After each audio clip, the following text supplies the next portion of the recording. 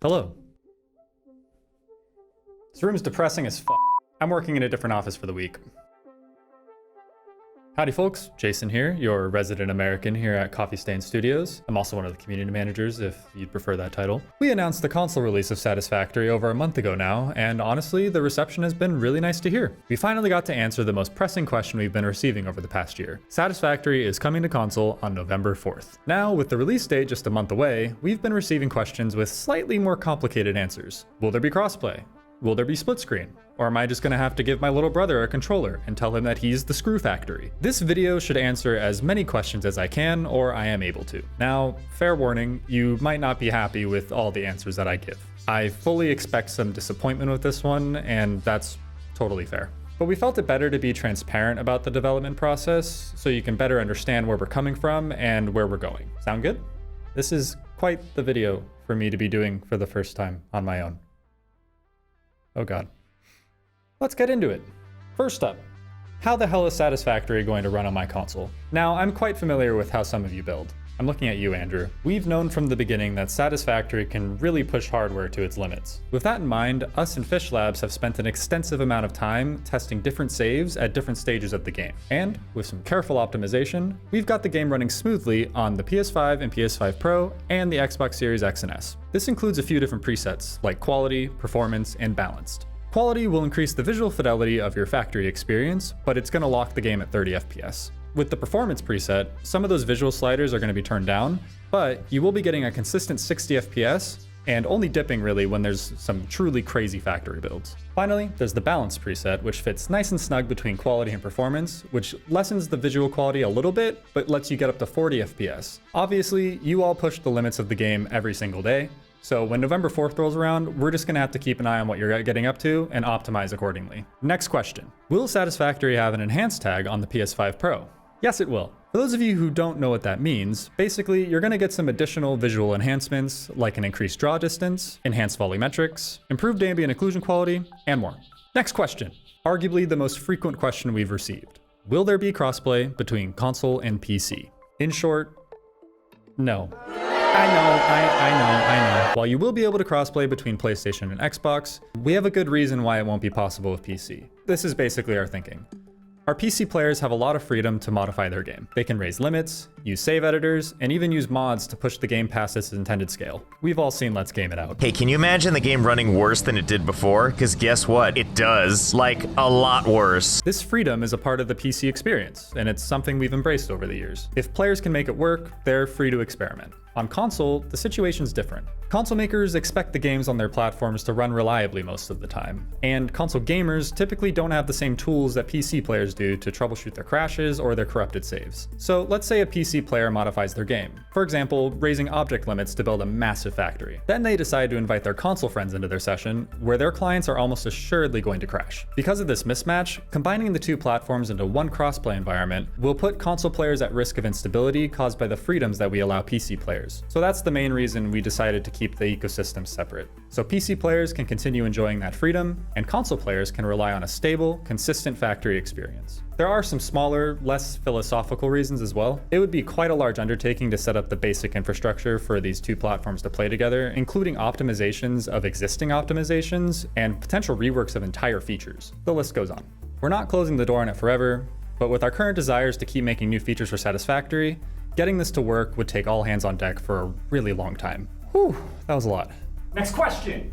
Will Satisfactory be verified on Steam Deck? Ooh, an honorary console mention. If you look at the Steam Deck page for Satisfactory, we currently have 3 out of 5 checks for full compatibility. And soon, drumroll please, it's gonna be 4. Internally, we have a launcher and setup working, and we just need Valve to approve it. In-game text, however, is not as straightforward as it might seem. In some parts of the inventory, UI can be pretty small. The biggest offender is probably the patch notes section in the main menu. We're exploring some solutions right now, but we're not sure if it's gonna get approved by Valve. We are very hopeful though that we can get all 5 checkmarks soon. Most importantly though, even without those 5 checkmarks, we do have core functionality for Satisfactory on Steam Deck. If you've never played Satisfactory on Steam Deck before, it should just work right out of the box and load up the default controls. However, if you've played Satisfactory on Steam Deck before and have a custom controller config, it might not work as intended.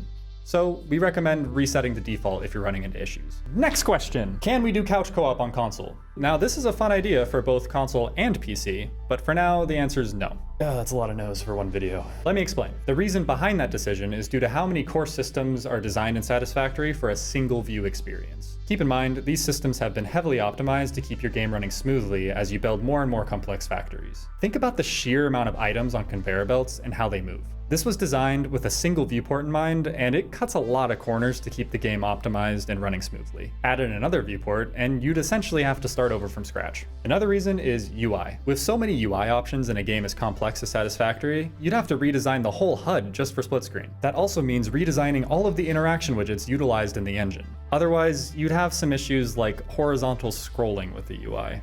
Gross. Yucky. There are more reasons as well, but I think you get the idea. In terms of priority, we felt like that time could be better spent elsewhere making new features for the game. Next question. Will my save file transfer from PC to console? In short, no. Consoles have a max size for save files, and they're saved in a slot system. PC save files get written to the save folder without any limitations. Fun fact, this is why your blueprints can be utilized across all your different saves. Basically, their functionality is just a bit too different to transfer properly. Next question. Who do you think is the most well-rounded character in Melee? That's a great question. First you have to ask yourself, am I talking about in the context of viable competitive characters, or psych bitch, how much will the game cost on console? Yeah, it'll be consistent with the pricing on PC. So $40 USD or whatever's equivalent in your region. Next question. Can I use mouse and keyboard on console? At launch, no.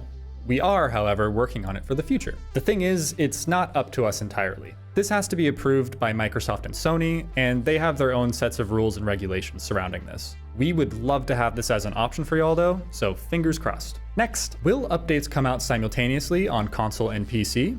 Yes. That is the plan. We are still figuring out how updating on console works in general, so there might be some hiccups along the way, but yes, the plan is to release game updates simultaneously across PC and console. Next question. Will console limitations constrain update sizes in the future? In terms of scale, we don't anticipate this at all. We'll keep developing as we always have, it's just also going to come out on console now. Not that we won't run into any issues, but we're not going to let the hardware dictate what kind of updates are coming out to Satisfactory. Ooh, last question. Is developing on console meaning we're going to get less updates? In short, no. Our intention is to bring everything that comes out on PC to console as well. And updating across PC and console isn't going to affect the release cadence of our updates. The only somewhat relevant thing is that we may open up the experimental branch again in the future, and that would be only available for PC players. For anyone new, the experimental branch is basically a build of the game where we test things out, and you can as well. More often than not, this branch evolves into the next update of the game, where all platforms will be able to enjoy. Okay, I think that's all I got for you. But if you have any more questions, feel free to leave a comment down below.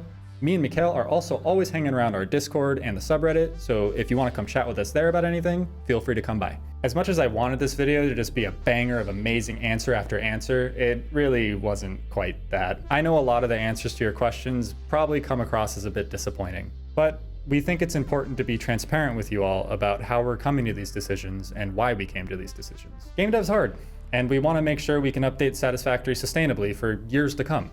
In the meantime though, we're counting the days until November 4th, and we've got a slew of other videos coming out soon. We'll see you all in the next video.